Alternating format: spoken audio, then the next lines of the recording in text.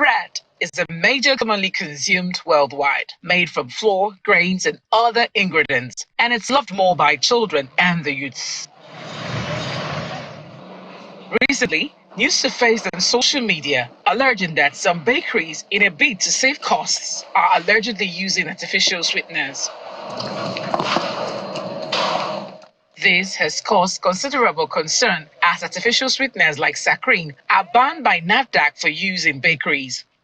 The World Health Organization, WHO, advises against its use due to potential health risks, including addiction and chronic non-communicable diseases like cancer, diabetes, and liver issues. WHO's most recent statistics show that 27% of deaths in Nigeria are due to non-communicable diseases.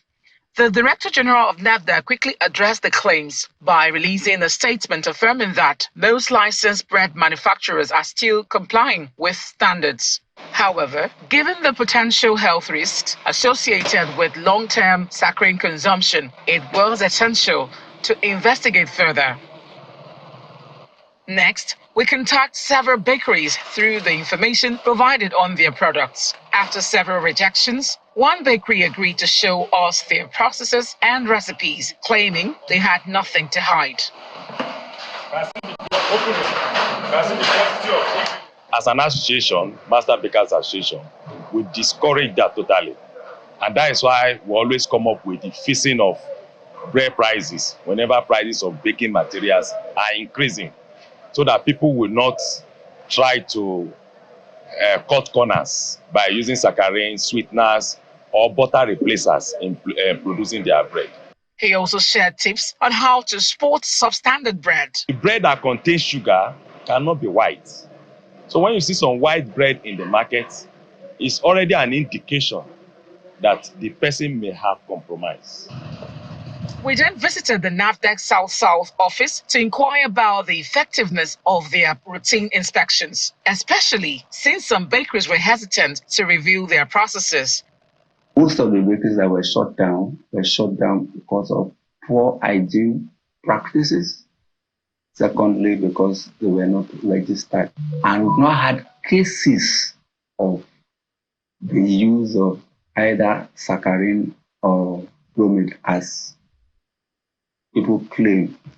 What are the specific dangers of saccharin consumption, particularly for children? Dr. Obiama Onya, director of the University of Port Harcourt Teaching Hospital Lifestyle Medicine Center, provides insight that challenges popular beliefs. Basically, the food industry, those people who are in charge of baking bread, find that this sugar is expensive, so they now want to go to the non-nutritive sweeteners. And the non-nutritive sweeteners they have 0 calories or very little calories, and they're artificially produced.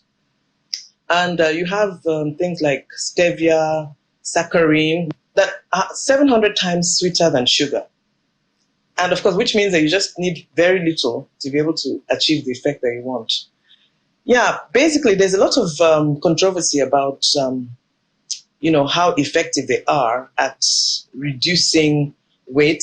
Because actually they are very good at why they are even preferable is because they lack calories, unlike the nutritive sweeteners, then weight gain is reduced. NAFDAC's response might have allayed fears and doubt tension created by this rumor that raised public concerns. However, the refusal of some bakeries to show their bread-making processes to us leaves some unanswered questions. It remains crucial for regulatory bodies to ensure strict standards while educating the public on the risks associated with artificial sweeteners. Ensuring food safety must be a collective responsibility between the manufacturers, regulators, and consumers. What I have in my hand is bread. Bread is healthy, but what kind of bread are you eating? Look out for yourself. From Port Harcourt, the River State capital, Deborah Balama, Channels Television News.